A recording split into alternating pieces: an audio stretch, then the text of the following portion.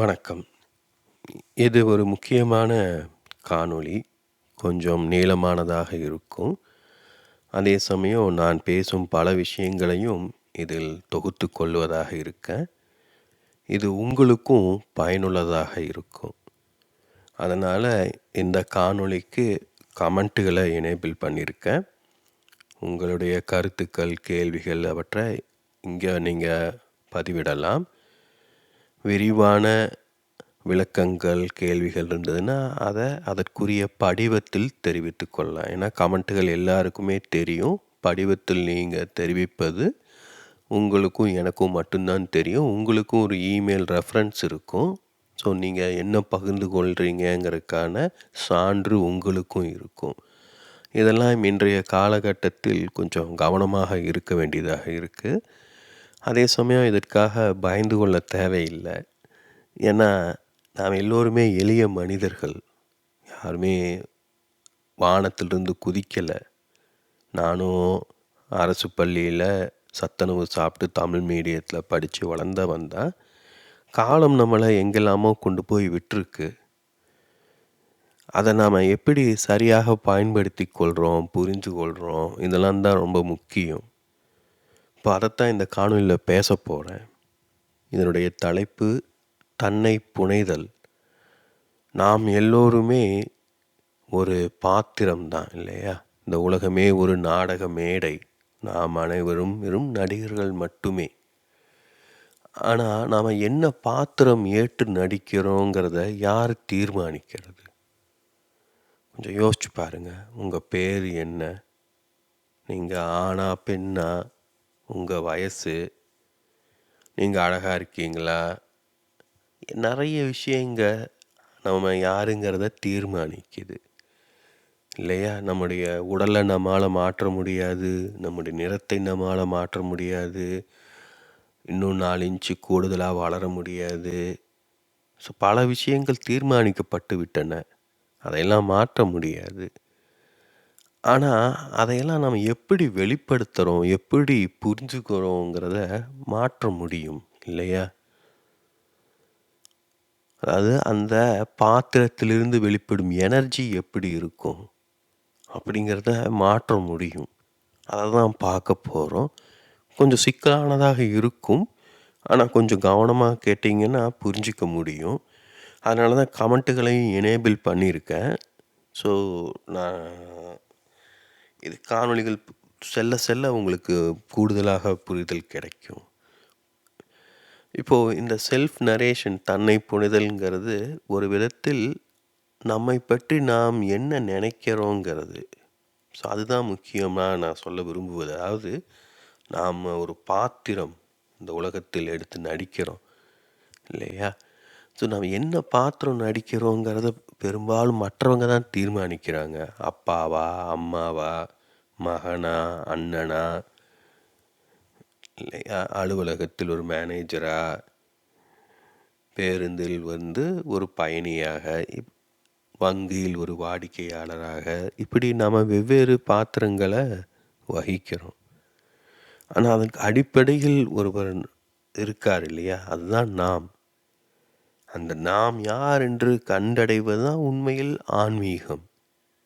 அதற்கு கடந்த காலத்தில் என்ன சொன்னாங்க? எல்லாவற்றையும் திறந்துட்டு காடு மலைக்கு சென்று அமைதியாக உட்காருவது. அதுதான் சரியான வழிமுறை. ஏன்னா நம்ம எதனோடலாம் தொடர்பில் இருக்கோமோ அதெல்லாம் ஏதாவது ஒரு விதத்தில் நம்மோடு பிணைந்து கொண்டு ஒரு தவறான புரிதலை தரும். உடம்பில் ஒரு தொற்று நோய் ஒற்றிருப்பது போல். இப்போ நீங்கள் பழங்காலத்தில் பார்த்திங்கன்னா, அமெரிக்கா போன்ற நாடுகளுக்கு குடிபெயரும் போது கப்பலில் கூட்டமாக மக்கள் வருவாங்க. போன்ற காலகட்டத்தில் அவங்கள டிஸ்இன்ஃபெக்ட் பண்ணி அவங்க பரிசோதித்து அவங்களுக்கு ஏதாவது நோய்கள் இருந்ததுன்னா அவங்கள தனியாக உட்கார வச்சு இதெல்லாம் பண்ணுவாங்க இல்லையா? இப்போ அதை போல தான் நம்மளை நாமளே டிஸ்இன்ஃபெக்ட் பண்ணிக்க வேண்டியதாக இருக்குது.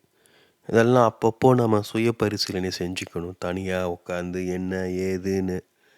இல்லாவட்டி தேவையற்ற விஷயங்களை சுமந்துக்கிட்டு இருப்போம். சின்ன வயசில் ஏற்பட்ட காயங்கள், யாராவது சொன்ன கமெண்ட்டுகளில் இருந்து நமக்கு ஏற்பட்ட தோல்விகள், வெற்றிகள் இதெல்லாம் சுமந்துட்டு தான் நம்ம வாழ்ந்துக்கிட்டு இருக்கோம்.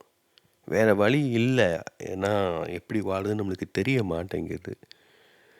அப்ப காடோ, மலைக்கோ தனியாக போகும்போது அந்த மனநிலை மாறும். நெறைய மாற்றங்கள் ஏற்படும். இப்படி பல வழிமுறைகள் இருக்கு. ஆனா, அதெல்லாம் இன்றைய காலகட்டத்துக்கு ஒத்து வராது இல்லையா? எல்லாராலயும் அது சாத்தியப்படாது. அதனால புதிய வழிமுறைகள் தேவைப்படுது. அதுல ஒண்ணு தான் இந்த செல்ஃப் நரேஷன்ங்கிறது. அது தன்னை புனைதல்ங்கிறது. இது நாம அறியாம நம்ம செஞ்சுக்கிட்டே தான் இருக்கோம். நாம செஞ்சுட்டு இருக்கிறத சுயநினைவோட தெளிவாக செய்வது. சில புரிதல்களோட செய்வது. வாழ்க்கைய எல்லாருமே வாழ்ந்துட்டு தான் இருக்கோம். யாருக்குமே வாழ்க்கைன்னா சுத்தமா என்னன்னே தெரியாதுன்னு கிடையாது. எல்லோருக்குமே கொஞ்சம் கொஞ்சம் அங்க இங்கேயும் தெரியும். ஆனா தெரியாதபோது நாம் செய்யும் தவறுகள், பிழைகள் தான் பெரிய பிரச்சனைய உருவாக்குது. அதனாலேயே பயமா இருக்கு. ஐயோ! தவறு செஞ்சுருவோமோ! ஏதாவது தப்பாயிடுமோ! அப்டின்ட்டு. அதனாலேயே நம்ம ஒழுங்கா வாழ மாட்டேங்கிறோம். கார் ஓட்டுவோம்னா இடிச்சுருவோமோன்னு பயந்துகிட்டே இருந்தோம்னா, கார ஒழுங்கா ஓட்ட முடியாது. இல்லையா? இப்போ அதைப் போல தான். நாம அந்த தவறுகள கண்டு பயப்படாம, ஒழுங்காக வாழணும் அப்டின்னா, வாழ்க்கைய புரிந்து கொள்ளணும். இப்போ அதுதான் இது. ஏற்கனவே நம்ம செஞ்சுக்கிட்டு இருக்கிறதையே தான். இப்போ நீங்க யாரு அப்டின்னா, உங்களால சொல்ல முடியும் இல்லையா? என் பேரு இது, என்னோட வயசு இது, எனக்கு கல்யாணமாகி குழந்தைங்க இருக்கு, இங்க வேலை செய்றேன், இது படிச்சிருக்கேன், எனக்கு இது பிடிக்கும். இதெல்லாம் நம்மள பத்தி நாம நாம கொண்டிருக்கும் எண்ணங்கள் கரெக்ட்டு தானே? ஆனா இது எல்லாமே பார்த்தீங்கன்னா, நாமளாக முடிவு செஞ்சதா? நம்ம பேர எடுத்துக்கோங்க. நீங்க முடிவு செஞ்ச பேரா அது? அப்பா, அம்மா வச்ச பேரா இருக்கும். உங்களுக்கு அந்த பேர் பிடிக்குமா? பிடிக்கல. அப்ப மாத்திக்க வேண்டியது தானே! என்ன பிரச்சனை? உங்க பேரு. இப்படி தான் நம்ம யோசிக்கணும். ஏன்னா, இப்ப நம்ம ஒரு பாத்திரம் ஏற்று நடிக்கிறோம் அப்படின்னா, அந்த பாத்திரம் என்பது நம்ம கட்டுப்பாட்டுக்குள்ள இருக்கணும். அஃப்கோர்ஸ் ஒரு இயக்குனர் இருப்பாரு. அவர் தான் நம்மள தேர்ந்தெடுத்திருப்பாரு. இந்த பாத்திரத்துல நீ நடிக்கிறியா? நீ ராஜாவா நடிக்கிறியா? நீ சிப்பாயா நடிக்கிறியா? ஏதோ ஒண்ணு இப்படியோ அடிப்படையில தேர்ந்தெடுத்து நம்மளுக்கு வசனமெல்லாம் குடுத்துருப்பாரு. அவர் சொல்லிக் குடுத்தா நாம நடிச்சிடலாம். ரொம்ப ஈஸி. அதுதான் சாதாரணமான நாடகம். ஆனா, இந்த வாழ்க்கைங்கிற நாடகத்துல அப்படிலாம் எதுவுமே சொல்லித் தரப்படல. நம்ம பொறந்துட்டோம். எங்கேயோ வளர்ந்துக்கிட்டு இருக்கோம். ஆனா, நம்ம யாரா இருக்கோங்கிறதே ஒரு விதத்துல நம்ம யாருங்கிறத சுட்டிக்காட்டுது இல்லையா? நம்ம ஆண் உடல்ல இருக்கோம். அப்ப ஆண் தான் நாம. அப்படியா? யார் சொல்றது? நம்ம தான் யோசிக்கணும். நம்ம தான் முடிவு பண்ணணும் அத. நான் ஆண் உடல்ல இருக்கிறதுனால நான் ஆணா இல்லையான்ட்டு நான் தான் முடிவு செய்யணும். நான் பெண்ணாக உள்ள உணர்றேன்னா, நான் யார் உண்மையில்? இப்போ மத்தவங்க சொல்றாங்களுக்காக நான் ஆணா இருக்கணுமா? நான் பெண்ணாக உணர்றேங்கிறதுக்காக நான் பெண்ணா மாறணுமா?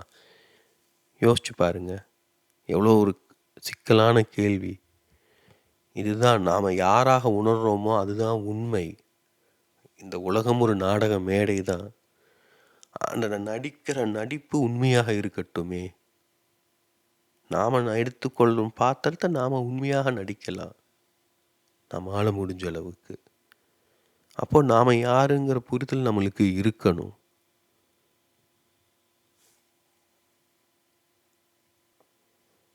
அப்போ நாம் யார் என்று உணர்றது, அதுதான் உண்மையான நாம். நாம் யாருன்னு மத்தவங்க பார்க்கறது, அது நம்முடைய ஒரு முகமூடி. சமூகத்துக்காக நாம் போடும் முகமூடி. இந்த 2க்கும் இடையே ஏதாவது பிளவு இருக்கா? நான் பெண்ணாக உணர்கிறேன். ஆனா, நான் ஆண் உடல்ல இருக்கேன். எல்லாரும் என்ன ஆணா பார்க்கிறாங்க. இப்போ இந்த 2யும் எப்படி கையாள்வது? அதுதான் ஆளுமை திறன். அப்போ இந்த ஆளுமை திறன்கிறது தான் அந்த நடிப்பு திறன்னு சொல்லலாம்.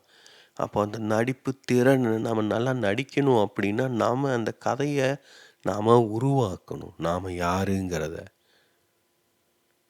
அதுதான் செல்ஃப் நரேஷன். தன்னை புனைதல். அதாவது இது ஒரு நாவல்ல ஒரு பாத்திரத்த உருவாக்கிட்டோம். ஒரு நாவல ஒரு ஒரு கதையாசிரியர் உருவாக்குறாருன்னு வச்சுக்கோங்க. ஸோ ஒரு 10 பாத்திரங்கள், 2 குடும்பங்கள். 2 குடும்பத்தில 2, 2 குழந்தைகள். கணவன், மனைவி, 2 குழந்தைக. மத்த 2 பேரு ஒரு ஒரு வயசான தாத்தா, இன்னொரு ஒரு பேச்சுலரு. சும்மா நான் ஒரு கதை கிரியேட் பண்ணுறேன் இப்போது. ஓகே. இப்போ இதுதான் ஒரு கதைன்னு வச்சுக்கோங்க. இப்போது நீங்கள் வந்து இதில் யாராக உணர்றீங்க? இப்போ நீங்கள் ஒரு அந்த பேச்சுலராக உணர்றீங்க அப்படின்னா, அந்த பேச்சுலராக உங்களால் அந்த கதையை இதுக்கு மேலே பில்டு பண்ண முடியுமா? நீங்கள் அந்த பேச்சுலராக எந்த இடத்துல எங்கே பொருந்துறீங்க? அந்த குடும்பத்தில் யாராவது ஒரு அண்ணனாவோ தம்பியாவோ இல்லை அவர் பக்கத்து வீட்டுக்காரனாகவோ மாணவனாகவோ ஒருத்தர் ப்ரொஃபஸராக இருக்கலாம், நீங்கள் மாணவராக. சரி, இப்படி தான் ஒரு கற்பனை செஞ்சு நம்ம கதையை உருவாக்குறோம் இல்லையா? அதே போல் இப்போ நாம் இந்த உலகத்தில் பிறந்துட்டோம். இப்போது என்னுடைய வயசு 45 அப்படிங்கும்போது, நான் இது வரைக்கும் வாழ்ந்து வந்த வாழ்க்கை வந்து நான் உருவாக்குனது கிடையாது. இப்போது இதுக்கப்புறம் என்னுடைய வாழ்க்கையை நான் உருவாக்க முடியும் இல்லையா? அப்போ அதுதான். அப்போது நான் யாராக உணர்றேன்? நான் யாராக மற்றவங்க என்ன பார்க்குறாங்க? எப்படி வெளிப்படுறேன்? இதுக்கிடையே இருக்கும் அந்த வித்தியாசத்தை கையாள்வது அந்த ஆளுமை திறன். அந்த ஆளுமை திறனுக்கு உதவுவதற்கு அந்த புனைவு வேணும் நம்மளுக்கு. நாம் யார் என்ற புரிதல் வேண்டும். அதான் இங்கே புரிதலுக்கும் புனைவுக்கும் சின்ன வித்தியாசம் இருக்குது. புரிதல்ங்கிறது உண்மையாக நாம் யாருங்கிறத புரிஞ்சுக்கிறது. புனைவுங்கிறது நாம் யாராக விரும்புகிறோங்கிறது கொஞ்சம் கற்பனைகள் கலந்தது. ஏன்னா நாம் எப்போவுமே வந்து நம்ம அழகாக காட்டிக்கொள்ள தான் விரும்புவோம் இல்லையா? ஆனால் நம்மிடம் அந்த உண்மையான திறமை இருக்காது. அப்போ அதான் சொல்ல அந்த புரிதல் புனைவு இப்போ இதெல்லாமே கொஞ்சம் நுட்பமான விஷயங்கள். இந்த எல்லாத்துக்கு இடையில கொஞ்சம் வித்தியாசங்கள் இருக்குது, கேப்ஸ் இருக்கும். அதெல்லாம் சரியாக புரிஞ்சுக்கிட்டிங்கன்னா தெளிவாக இருக்கும் எல்லாமே. ஏன்னா அந்த கேப்பில் தான் வந்து பிரச்சனைகள் உருவாகும். இப்போ அதனால தான் இந்த தன்னை புனைதல் திருப்பி திருப்பி நம்மளுக்கு தேவை. நாமளே பரிசீலனை செஞ்சுக்கிட்டே இருக்கணும். இது சரியா, இது தவறா அப்படின்ட்டு. ஆனால் அதை மற்றவர்களோட சேர்ந்து இருக்கும்போது செய்வது கஷ்டம். ஏன்னா வாழ்க்கை ரொம்ப பிஸியாக வச்சுக்கிட்டே இருக்கு இல்லையா? ஒரு 24 மணி நேரத்தில் நம்மளுக்கு எங்கே நேரம் கிடைக்கிது? அப்போது நம்ம சில விடுப்புகளை எடுத்துக்கிட்டு இதை செய்யலாம். அல்லது எங்கிருந்தாவது தொடங்கலாம். நீங்கள் ஒரு தினசரி வந்து ஒரு ஜேர்னல் போல் கூட தொடங்கலாம். இப்போ இதுவரைக்கும் நீங்கள் உங்களை எப்படி புனைஞ்சிருக்கீங்கன்னு பாருங்கள். இனிமேல் அடுத்து எப்படி புனைய போகிறீங்கிறத நீங்கள் தான் தீர்மானிக்கணும். அப்போது அதற்கு வந்து நம்மளுக்கு மொழி தேவை, நம்மளை பற்றி அவதானிக்கும் திறன் தேவை, நிறைய புரிதல்கள் தேவை. நாம் யாராக இருக்கோம், நாம் என்னவாக ஆக விரும்புகிறோம், எது நம்மளை தடுக்குது, இதெல்லாம் நிறைய நாம் கவனிக்கணும். இது ரொம்ப ஒரு கவனிக்க சிக்கலானதாக இருக்கும். ஆனால் இது ரொம்ப முக்கியம் இது. ஏன்னா யோசிச்சு பாருங்கள், ஒரு சினிமாலேயோ ஒரு நாவலுக்காகவோ ஒருத்தர் கேரக்டர்ஸை உருவாக்குறாருன்னா அவருக்கும் இதே சிக்கல்கள்லாம் இருக்கும் இல்லையா? நம்ம ஒரு சினிமாவுக்கு எவ்வளோ ரசித்து பார்க்குறோம். அவர் என்ன உடை அணிஞ்சிருக்காரு, என்ன டான்ஸ் ஆடுறாரு, காமெடி வசனம், அவரோட தலைமுடி எல்லாமே நுட்பமாக திட்டமிடப்படுது. அதனால தான் பார்க்குறக்கு ரம்மியமாக இருக்குது. அதே அளவு கவனத்தை நாம் நம்முடைய வாழ்க்கைக்கு நமக்கு தந்தோம்னா நாமளும் ஒரு ஹீரோவாக தான் வெளிப்படுவோம். உண்மையில் நம்முடைய வாழ்க்கையோட ஹீரோ நாம தான், இல்லை வேறு யாரும் கிடையாது. மற்றவங்க நம்மளை எப்படி வேணாலும் பார்க்கலாம், அது வேறு விஷயம். நாம் இப்போ நடிகர் வடிவேலுவை ஒரு காமெடியனாக பார்க்குறோம். ஆனால் அவரோட வாழ்க்கையோட ஹீரோ அவர் தானே. அதை போல தான் நம்ம எல்லாருமே நம்முடைய வாழ்க்கையோட ஹீரோ. அப்போது நாம் என்ன வாழ்க்கையை வாழ்கிறோங்கிற ஸ்கிரிப்ட் நம்ம கண்ட்ரோலில் இருக்கணும். அதை நாம் முடிவு செய்யணும். ஆனால் முன்பே சொன்னது போல் நம்முடைய பேர், நம்முடைய உடல், நம்முடைய நிறம் இப்படின்னு பல விஷயங்கள் நம்மை அறியாமல் தீர்மானிக்கப்பட்டுருது. அதெல்லாம் நம்மளுக்கு வந்து ஒரு பெருமிதத்தை தரும், இல்லை சுமையாக இருக்கும். நாம் நல்லா படிச்சிருந்தோம், நல்ல நிறமாக இருக்கோம், ஏதோ அதெல்லாம் நம்மளுக்கு ஒரு பெருமிதத்தை தரக்கூடும். அதே சமயம் நம்மளுக்கு அதெல்லாம் இல்லை அப்படிங்கும்போது அதே நம்மளுக்கு சுமையாக இருக்கும். சரி, இப்படி இருந்திருக்கலாம், அப்படி இருந்திருக்கலான்ட்டு. நான் இது 2மே எந்த பயனும் கிடையாது. ஏன்னா அது 2மே ஒரு என்ன பண்ணுறது, ஒரு பொம்மைக்கு மேலே போர்த்தின உடைகளை போன்றது தான். அது உண்மை கிடையாது, கற்பனை. ஆனால் அந்த சில சமயம் அந்த கற்பனை வந்து நம்ம மனசுக்கு பிடிச்சது மாதிரி இருந்ததுன்னா அது நம்மளுக்கு பயனுள்ளதாக இருக்கும் இல்லையா? நம்மிடம் இருக்கும் குறைகளையே நெனச்சுக்கிட்டு, இது இல்லையே, அது இல்லையேங்கிறதுக்கு பதுவா, நிறைகள பத்தி, இல்ல அத எப்படி மாத்தலாங்கிறத பத்தி யோசிக்கிறது. அதுக்கு தான் இந்த தன்னை புனைதல் உதவும்.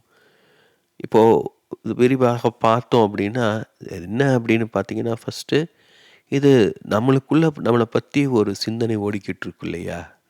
நம்ம தினசரி வாழ்க்கைய வாழ்ந்துகிட்டு இருக்கோம். புது புது அனுபவங்கள் வருது. புது மனிதர்கள சந்திக்கிறோம். நிகழ்வுகள் ஏற்படுது. அதையெல்லாம் நம்முடைய கடந்த காலத்தோட இணைத்து தொகுத்துக்கிட்டே இருப்போம். இப்ப அதுதான் அந்த செல்ஃப் நரேஷன்ங்கிறது. அப்போ வந்து ஏதாவது ஒரு நம்மளுக்குள்ளேயே ஒரு கதைகள உருவாக்கிக் கொள்ளுவோம். ஓ! இவருக்கு அவர தெரியுமா? ஓ! உங்களுக்கு கிரிக்கெட் பிடிக்குமா? நீங்க இந்த ஊர்க்காரரா? ஓ! உங்களுக்கும் இந்த சாப்பாடு பிடிக்குமா? ஏதோ ஒண்ணு. எப்படியாவது வந்து ஒருவர் நம்மளுக்கு பிடிச்ச விஷயங்கள், பிடிக்காத விஷயங்கள், எதன் மூலமாவது இணைத்து நம்ம அப்படியே புதுசா விஷயங்கள தொகுத்துக்கிட்டே இருக்கோம். அதுதான். அது நம்ம நெறைய நம்மளுக்குள்ள பேசிக்குவோம். இவன் ஏன் இத பண்ணான்? அவன் ஏன் அத பண்ணான்? இது ஏன் இப்படி இருக்கணும்? அப்படின்னெல்லாம். அப்புறம் வந்து நம்மளே ஒரு காரணங்கள கற்பித்துக் கொள்வோம். இதனால தான் இப்படி, அதனால தான் அப்படி, அதெல்லாம். அப்புறம் இதன் அடிப்படையில நாம சில புரிதல்கள உருவாக்கிக் கொள்வோம். இப்போ ஒரு சின்ன உதாரணம் இந்த நடுவுல இருக்கிற படத்துல போட்டிருக்கு. என்னன்னா, இப்போ வேலைய விட்டு தூக்கிட்டாங்க. அப்படிங்கிற பட்சத்துல என்ன பிரச்சனை அப்படின்னு யோசிக்கிறோம். இப்போ நம்ம அதில கவனிக்கிறோம். இந்த படத்துல நல்ல உதாரணம் எடுத்திருக்காங்க. அது ஒரு வேலை என்ன நாள் போகுது அப்படின்னா, ஒரு ஒரு பொது இடத்துல பேச வேண்டிய சூழல் ஏற்படுது. அது வந்து ஒரு சிக்கலான ஒரு உரையாடலாக மாறுது. அதனால வேலைய இழக்க வேண்டியதாக போகுது. இப்போ இதுல என்னென்ன காரணங்கள் இருக்கு? அத நுட்பமாக கவனிச்சீங்க அப்படின்னா, இதுல நெறைய விதமா சொல்லலாம். செலக்டிவ் அட்டென்ஷன், இன்டர்பிரட்டேஷன், மீனிங் மேக்கிங்ன்னு இதில போட்டிருக்காங்க. அது என்ன மீன் பண்ணுது அப்படின்னா, அதான் இது எப்படி நம்ம நரேட் பண்றோங்கிறது தான். இப்போ இது வந்து வேலை போச்சு, இதெல்லாம் காரணங்கள். ஆனா இத வந்து நம்ம எப்படி நரேட் பண்ணா 2 விதங்கள்ல நம்ம நரேட் பண்ணலாம். ஒண்ணு வந்து பாசிட்டிவா, இல்ல அது இது ஒரு ஆப்பர்ச்சுனிட்டி இன்னும் பெட்டராக பண்ணலாம். என்னோட டேலண்ட் இன்னும் அதிகம். இப்போ இந்த டிஃபிகல்ட்டான கான்வர்சேஷன் அந்த சிக்கலான உரையாடல் எப்படி கையாளுறது நம்ம கற்றுக்கொள்ளணும். நம்ம அத கத்துக்கல. அதனால தான் இது நிகழ்ந்தது. அது பப்ளிக்ல நடந்ததுனால நம்மால கையாள முடியாம போச்சு. நம்ம முதல்ல யோசிச்சிருக்கணும். அடுத்த தடவ இது மாரி நடக்கிறதுக்கு முன்னாடி நம்ம பிரைவேட்ல இத சீக்ரெட்டா உள்ள ஒரு ரூமுக்குள்ள வச்சுக்கணும். அப்ப நம்மால எல்லாத்தையும் கட்டுக்கோப்புல வச்சுக்க முடியும். இப்படியெல்லாம் சிந்திப்பதுங்கிறது வந்து பார்த்தீங்கன்னா, ஒரு பாசிட்டிவான நேர்மறையான சிந்தனை. நம்மை இப்படி புனைந்து கொள்ள முடியும். இல்லையா? இப்படி நம்மலாம் பண்ணா சரியா இருக்கும் அப்படின்னு யோசிக்கும்போது உங்களுக்கு ஒரு புத்துணர்ச்சி கிடைக்கும். இதுலேருந்து நெறைய கற்றுக்க முடியும். இதற்கு மாறாக எதிர்மறையாக, இத கூட நம்மால செய்ய முடியல. பப்ளிக்ல அசிங்கமா போச்சு. இப்ப எல்லாருக்குமே தெரிஞ்சிருக்கும். இது ஒரு ரூம்குள்ள நடந்திருந்தா கூட பரவால்ல. இப்ப பப்ளிக்ல யாருனா வீடியோ எடுத்து போட்டிருந்தா என்ன ஆயிருக்கும்? YouTubeல எவனாவது போட்டிருந்தானா, இத யாரெல்லாம் பார்த்துருப்பாங்க? நம்ம வீட்டுக்கு தெரியுமா? நம்ம வேற வேலைக்கு அப்ளை பண்ணா அவங்க இந்த வீடியோவ பார்த்தாங்கன்னா என்ன நடக்குமோ? ஐயோ! எல்லாமே போச்சே! இப்படி யோசிக்கிறது வந்து ஒரு எதிர்மறையானது. இப்போ நம்ம கவனிச்சு பார்த்தீங்கன்னா, நம்ம இயல்பாகவே நம்முடைய மனம் ஏதோ ஒண்ணு தான் தேர்ந்தெடுக்கும். அது எத தேர்ந்தெடுக்குங்கிறது நம்மோட குழந்தை அனுபவங்கள் மூலமாக உருவாகி இருக்கும். நம்ம வீட்ல எப்படி நம்மள சொல்லி வளர்க்கப்பட்டோம் அப்படிங்கிறது. அத தவிர நம்முடைய திறமை அதன் அடிப்படையிலும் இருக்கும். இப்போ நம்முடைய நிறம் வந்து கொஞ்சம் கலர் குறைவாக இருக்கும்னு வச்சுக்கோங்க. இப்போ அ அத வீட்ல ஏதாவது எல்லா நண்பர்கள் யாராவது சொல்லி காட்டுறாங்க அப்படின்னா, அப்போ நம்ம ஒரு உடைய தேர்ந்தெடுக்கிறோம்னா, அந்த உடைய தேர்ந்தெடுப்பதற்கு அந்த இடத்துல அந்த நிறம் ஒரு சம்மந்தப்படுத்தலாம் அத. இல்லையா? இந்த நிறத்துக்கும் இந்த உடைக்கும் பொருந்துமா? அப்படின்லாம் யோசிக்கலாம். ஆனா, நீங்க ஒரு சினிமா பார்க்க போறீங்கன்னா, அதுக்கும் நிறத்துக்கும் சம்மந்தம் இருக்கா? ஒரு கோவிலுக்கு போவதுக்கும் நான் என்ன சொல்ல வரேன்னா, அந்த செயலுக்கும், சில விஷயங்களுக்கும் பொருத்தம் இருக்காது. ஆமா, நம்ம நிறம் குறைவு தான். ஆனா, அது வந்து எல்லா இடத்துக்கும் பொருந்தாது. எல்லா நிகழ்வுகளுக்கும் பொருந்தாது. ஆனா, நாம என்ன பண்ணிக்குவோம், தவறாக அது எல்லாவற்றையும் அப்படி அதோடயே பொருத்தி பார்த்துக்குவோம். இப்ப கோவிலுக்கு போகலாம் அப்படிங்கும்போது, இல்ல அப்படின்னு யாராவது சொல்கிறாங்கன்னா, ஓ அவங்களுக்கு நம்மளை பிடிக்கல, ஏன்னா நம்ம நிறம் குறைவு அதனால தான் நம்மளை பிடிக்கல. அது வந்து சரியான ஒரு புரிதல் கிடையாது இல்லையா? ஏன்னா அவங்க இல்லைன்னு சொன்னதுக்கு வேறு காரணங்கள் இருக்கலாம். ஸோ நான் என்ன சொல்ல வரேன்னா, இது எல்லாமே செல்ஃப் நரேஷன்ங்கிறது எப்போவுமே நம்மளுக்கு என்ன தெரியும், நம்மளை பற்றி நம்மளுக்கு என்ன தெரியுங்கிறது அடிப்படையில் நம்மளை பற்றி பேசி புனைந்து கொள்வது. இப்போ இது முழுக்க முழுக்க நம்முடைய கட்டுப்பாட்டுக்குள் இருப்பது. இப்போ நாம் தேர்ந்தெடுக்க முடியும், நம்ம நேர்மறையாக பண்ணுறோமா, எதிர்மறையாக பண்ணுறோமா. இப்போ இது வரைக்கும் உங்களுக்கு இதை பற்றின புரிதல் இருந்திருக்காது. இப்போ நான் விளக்கி உதாரணங்கள் கொடுக்கும்போது ஒரு புரிதல் கிடைக்கிது. இப்போ இது நல்லா நுட்பமாக கவனிச்சீங்க அப்படின்னா, மெல்ல மெல்ல மெல்ல இந்த புரிதல் உங்களுக்கு விரிவடையும். இதை தினமும் வாழ்க்கையில ஒவ்வொரு சமயம் அப்ளை பண்ண முடியாது. காஃபி குடிக்கிறதா, டீ குடிக்கிறதா, இப்படிலாம் ஒவ்வொன்றுக்கும் யோசிச்சுக்கிட்டு இருக்க முடியாது. ஆனால் சிக்கலான இடத்துல ஒரு சிக்கலான முடிவை எடுக்கும்போது, இல்லை முக்கியமான முடிவை எடுக்கும்போது, இது உங்களுக்கு கண்டிப்பாக உதவக்கூடும். இல்லை ஒரு செயலை வந்து தவறாக செஞ்சுட்டு பல சமயம் நம்ம கற்றுக்கிறது வந்து பார்த்திங்கன்னா, தப்பு செஞ்சுட்டு ஐயோ இதை பண்ணியிருக்கக்கூடாது அப்படின்னு நினைக்கும்போது, இது உங்கள் நினைவு பண்ணிக்கோங்க. இது பண்ணியிருக்கக்கூடாது அப்படின்னு உங்களுக்கு முதலே தெரிஞ்சுதான் அதை பண்ணியிருக்க மாட்டீங்க இல்லையா? செயல் செஞ்சு முடிஞ்சதுக்கப்புறம் ஐயோ இதை பண்ணியிருக்கக்கூடாது அப்படிங்கிறது, அது வந்து ஒரு கற்பினை நீங்கள் படுத்தி கொண்டீர்கள். அதுதான் அந்த அனுபவத்தின் மூலம் நீங்கள் கற்றுக்கொண்ட பாடம். அது குறை கிடையாது. ஐயோ இது பண்ணியிருக்கக்கூடாதுன்னு அதை குற்ற உணர்வு ஆக்கிக்காதீங்க. அது படிப்பினை. அப்போ அதுலேருந்து எப்படி முன்னாகிறதுங்கிறத யோசிங்க. இப்போது இதை கவனிங்க, என்ன தவறாக நடந்திருந்தாலும் ஐயோ இப்படி செஞ்சுருக்கக்கூடாது, இப்படி நடந்திருக்கக்கூடாது, இதை வாங்கியிருக்கக்கூடாது, இப்படி தூங்கியிருக்கக்கூடாது அப்படின்னு நினைக்கும் போதெல்லாம் இதை நீங்கள் நினைவு கொள்ளலாம். ஆமாம் சரிதான், இதை வாங்கியிருக்கக்கூடாது, நான் கற்றுக்கிட்டேன், அடுத்த தடவை கவனமாக இருப்பேன். ஆமாம், ரூ. 500 வேஸ்ட் இதை வாங்கினதுனால. சரி, இந்த படிப்புக்கு நான் தந்த விலை அது. ரூ. 500 சும்மாவா? ஆமாம், சும்மா கிடையாது. அப்போ இது ரொம்ப கஷ்டமான பாடம், ரொம்ப செலவு பண்ணி கற்றுக்கிட்டேன். இப்படி நீங்கள் அந்த அந்த உங்களுக்குள்ளே வர்ற அந்த பேச்சை வந்து நீங்கள் நேர்மறையாக மாற்ற முடியும். இது எளிது கிடையாது, ரொம்பவும் சிக்கலானது. பல சமயம் நம்ம வந்து பார்த்திங்கன்னா, ஒரு யாராவது நம்மளை காயப்படுத்தும் போது, உதாசீனப்படுத்தும் போது, புறக்கணிக்கப்படுத்தும் போது தான் நம்மளுக்குள்ள அந்த ட்விஸ்ட்டே நிகழும். அது நம்மளை பற்றி அப்படியே பெருமிதமாக நினச்சிக்கிட்டு இருப்போம். யாராவது நம்மளை இன்சல்ட் பண்ணுவாங்க, கேலியாக பேசும்போது சர்ன்னு நம்மளுக்கு ஒரு கோபம் எழும் இல்லையா? அப்போ நீங்கள் கவனித்து பாருங்கள், நாம் வந்து நம்மளை ஒரு விதமாக நரேட் பண்ணிக்கிட்டே இருக்கோம், அவன் வேறு விதமாக நம்மளை நரேட் பண்ண சொல்கிறான். அதுதான் நம்மளை காயப்படுத்துது இல்லையா? அப்போ அதை ஒரு புரிதல் அனுபவமாக எடுத்துக்குங்க.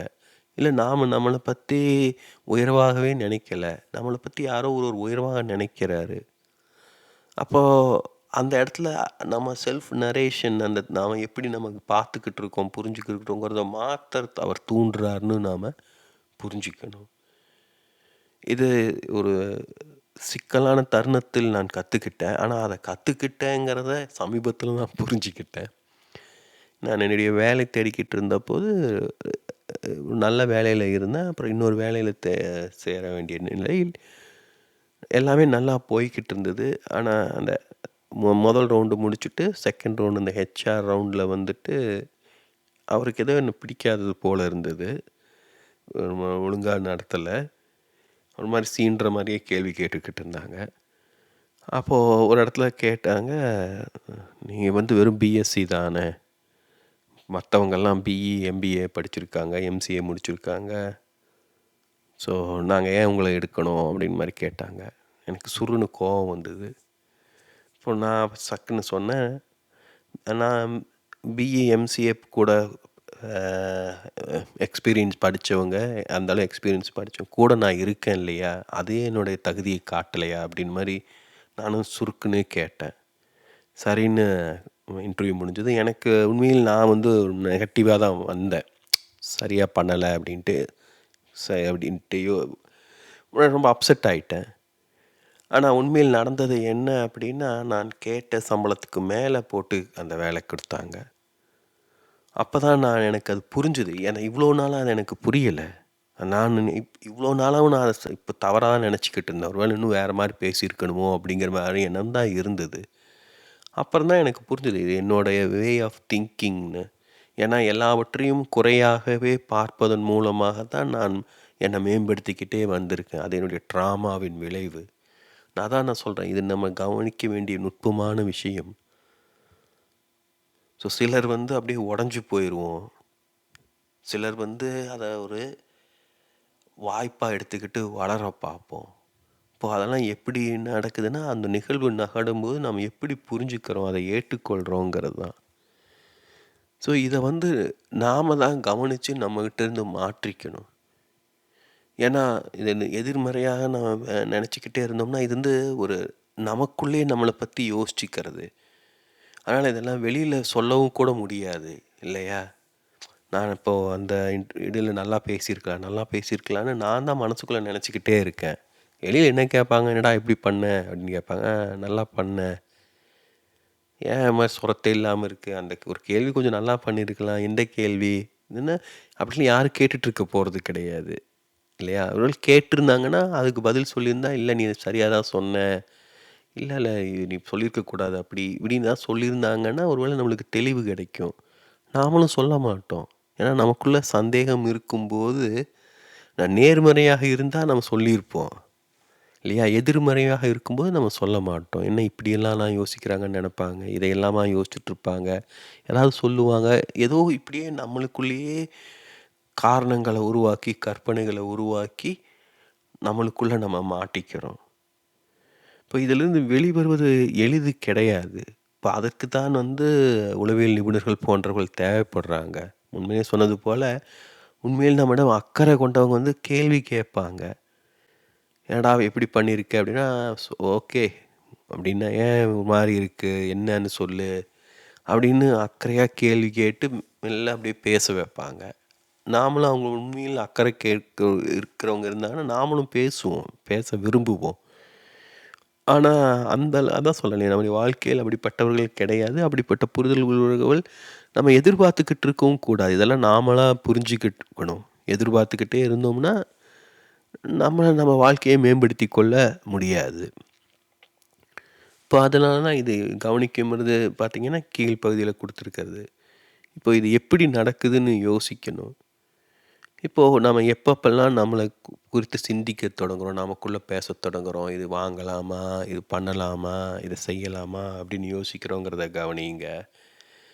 அது முன்னாடியே சொன்னது போல, இல்ல இது சரிப்படாது அப்படிங்கிற மாரி வருதுன்னா, அத கவனியுங்க. நான் வேறு இடங்கள்ல சொல்லியிருக்கேன். எங்கு பயம் உள்ளதோ, அங்கு தான் நம் வேலை உள்ளது.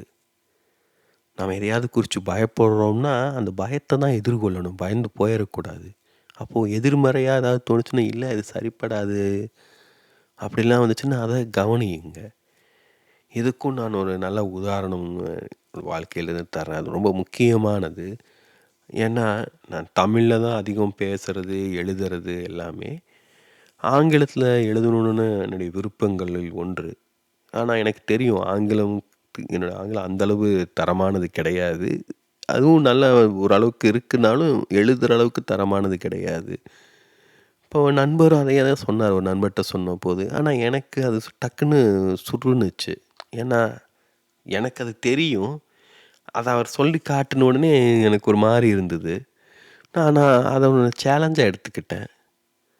சரி என்ன பண்ண முடியும்னு சொல்லிட்டு நான் அப்புறம் நெறைய ஆங்கிலத்தில குட்டி குட்டியா கவிதைகள் எழுதினேன். எனக்கு ஆங்கிலத்தில சின்ன வரிகள்ல சில வார்த்தைகள வைத்து எழுதுறது நன்றாக வரும்னு புரிஞ்சுக்குது. இப்ப என்ன சொல்ல வரேன்னா, இதுதான் நான் சொல்ல வரேன். இப்ப நம்ம ஒண்ணு முடியல அப்படிங்கும்போது, அத நம்ம பாசிட்டிவா கவனிக்க பார்க்கணும்.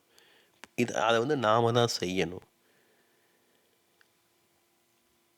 அதேபோல பார்த்தீங்கன்னா, நான் முன்னாடியே சொன்னது போல செட்பேக் ஏதாவது தோல்வியில பார்த்தீங்கன்னா, அதுலேருந்து என்ன கத்துக்கலான்னு பாருங்க. ஒண்ணு நடந்துருச்சுன்னா ஒண்ணும் பண்ண முடியாது. அது நம்ம ஊர்ல ரொம்ப எளிதா சொல்லுவாங்க. "கொன்னா பாவம் தின்னா போச்சுன்னு."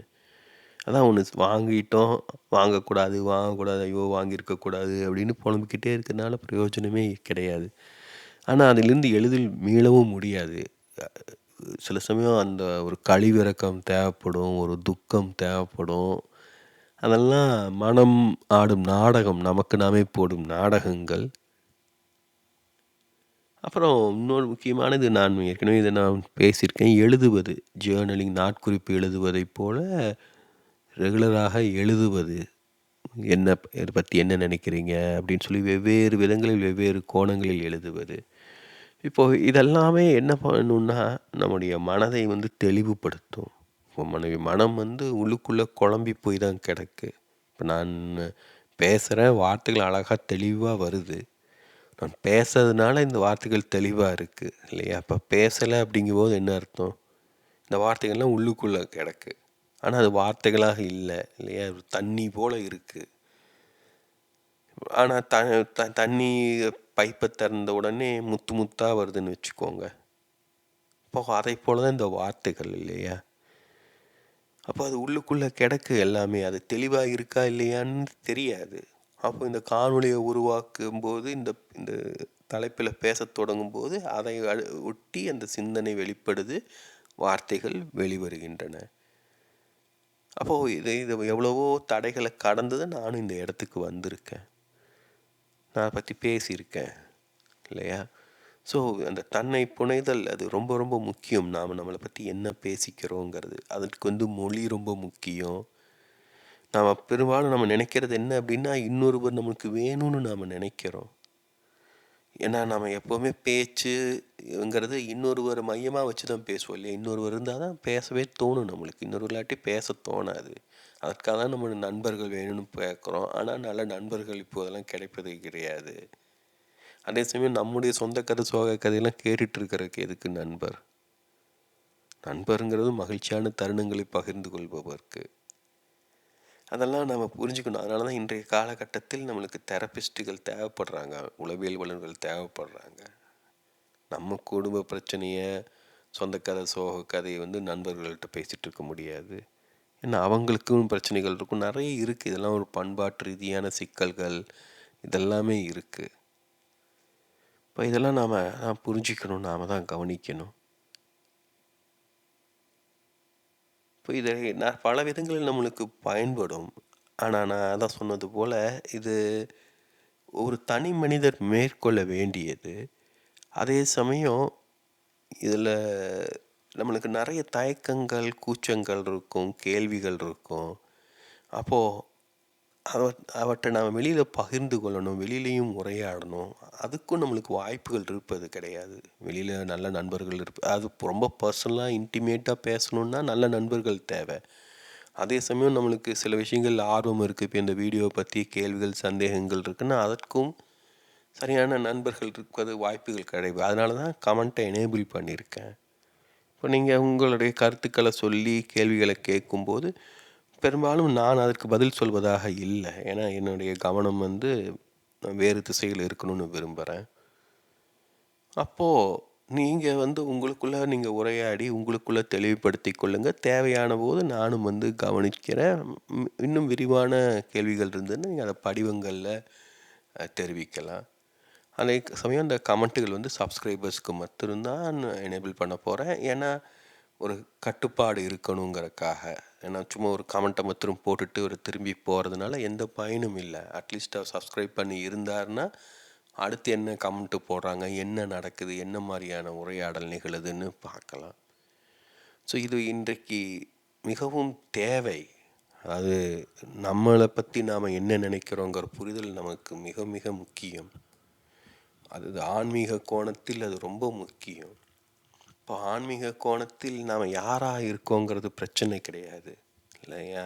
அதுதான் ஆன்மீகம். நம்ம தாடி வச்சுருக்கோமா, சுருட்டு முடி இருக்கா, குள்ளையாக இருக்கோமா, உயரமாக இருக்கோமாங்கிறதெல்லாம் ஆன்மீகம் கவலைப்படாது. ஏன்னா நாம் அடிப்படையில் ஆன்மாக்கள், அந்த கோணத்தில் அது பார்க்குறது. ஆனால் ஆன்மா வேலைக்கு போகணும், கிரெடிட் கார்டு வாங்கணும் அப்படின்னா உடல் வேண்டியது இருக்குது, ஒரு ஆளுமை வேண்டியது இருக்குது இல்லையா? நம்ம ஆன்மாங்கிறன்னு சொன்னோம்னா கிரெடிட் கார்டு கொடுக்க நினைக்கிறவங்க கூட கொடுக்க மாட்டான், எங்கே நம்மளை கண்டுபிடிக்கிறதுன்ட்டு.